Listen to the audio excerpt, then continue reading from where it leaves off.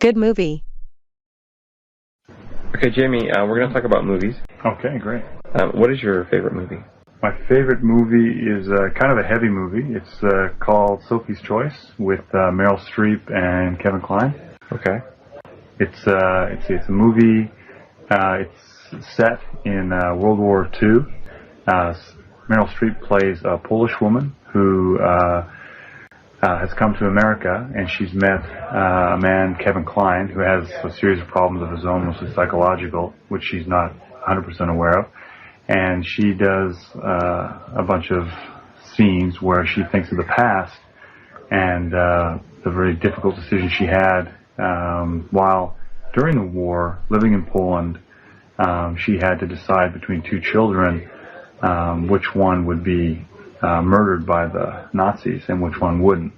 And it's obviously it's an ethical dilemma that she faced, that she had to make an immediate decision on, and affected her for the rest of her life. Okay, it's a fantastic movie. Not the story in itself. Of course, the story is brilliant, but the acting, the fact she speaks Polish, she speaks German, and she speaks English with a Polish accent, which is amazing.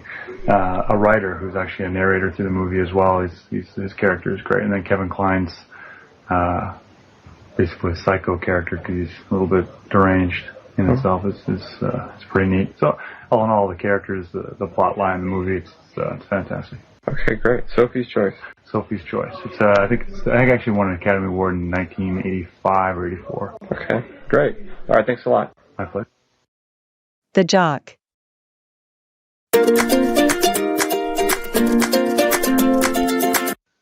Okay, Conrad, you're quite the jock. Thanks, Don. Yeah. So we're going to talk about sports. All right. What sports do you like? Well, I like a lot of sports, but basketball is my favorite, definitely. Oh, really? Yeah. Okay. How long have you been playing basketball? Let's see, probably about 30 years. I'm 37 now, and I think I was in elementary school when I started to play it first. Wow. At what age were you your best? Oh, let's see, probably around 20, maybe, sometime when I was in college, yeah. Wow. What position did you play when you played basketball? Guard. Guard, a little bit of forward, depending on what kind of team I was playing on. Yeah, were you mainly an offensive or defensive player? Defensive, yeah. Okay, do you still watch a lot of basketball on TV? Well, now, living in Japan, I don't get many chances to watch the NBA, but I do follow it on internet. Okay. Do you basketball? Yeah, I play about once a week at the university I work at with the club team there. Okay, great. All right, thanks a lot, Conrad. Sure, no problem, Todd. Roommates.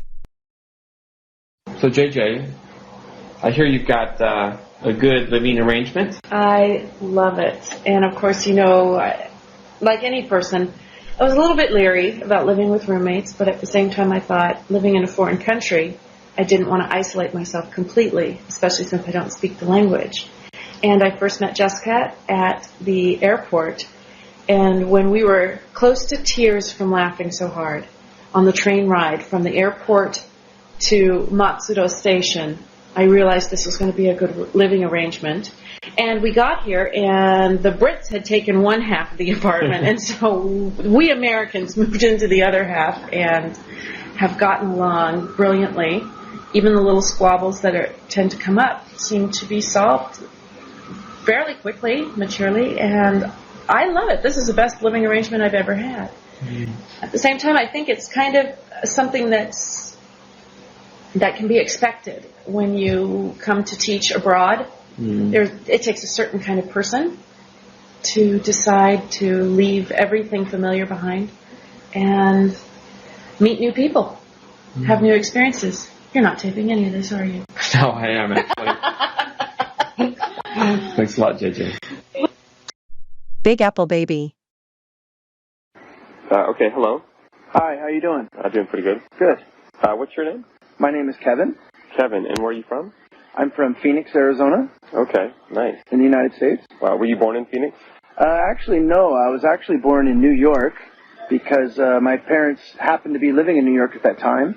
My father was a Major League Baseball player, and the year I was born, 1971, he was playing with the Mets in New York City, and my birthday is in May, May 25th to be precise.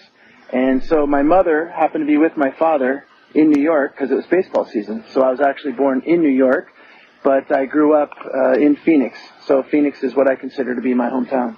Wow, that's amazing. Do you remember anything about New York? Yes, actually, I do have a few memories because we spent probably years there. From the time I was born, obviously, until I was about 2.5 or 3 years old, we spent the summers or the baseball seasons in New York. And we rented a condominium on the second floor. And I remember it was right across the street from LaGuardia Airport. And so, of course, when I was a little kid, 1 and 2 years old, I used to love sitting by the kitchen windows.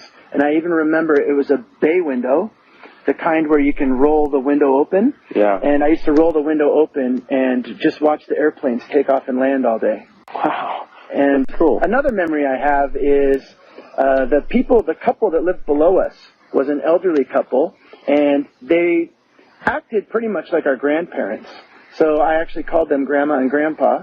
And Grandma Stevenson used to give me a bath in her kitchen sink because I was so small. Wow. That she would actually give me a bath in her kitchen sink, and I remember that as well. Wow, those are good memories. Summer vacation. Okay, we're back with Gina. Do you want to talk about your summer vacation? Sure. Okay. I went to Las Vegas, Nevada, Reno, Nevada, Tahoe, California, and San Diego, California, and went to Disneyland. Wow, sounds like a really good time. Yeah, it was. It was a lot of fun. What was the best place? Probably Las Vegas. Uh-huh. It was the most interesting. Okay, why was it the most interesting? It was just really busy, and there was always stuff going on, never resting. Okay. For example, what stuff was going on? Like, what did you do? Well, we went shopping a lot in a lot of different casinos that had malls in them. Uh-huh. Went and visited the Hoover Dam. Oh, wow. So, It's pretty big. yeah, really big. That's a lot of water. Did you go swimming? No. Now, can you swim in the Hoover Dam? You can swim in the reservoir. I mean, in the reservoir. Yeah. Yeah, okay. How did Las Vegas? By plane from Oakland to Las Vegas. Okay, how long did it take? About an hour and 45 minutes. Okay. Do you think you'll go back to Las Vegas someday in the future? Hopefully. Okay.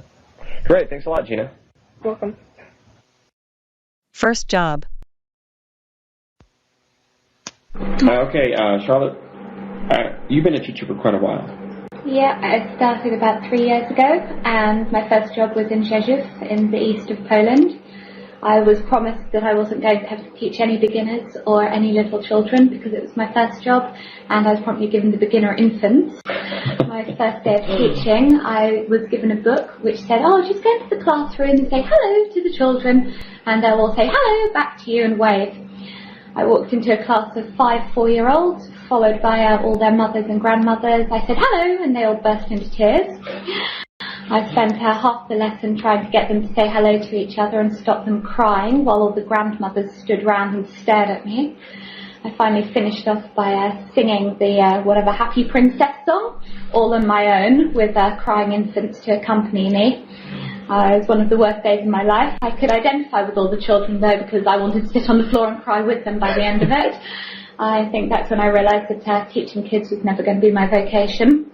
I had some other classes as well, but quit soon after that and moved on to adults who cry slightly less. That was my first teaching experience, not the best. Okay.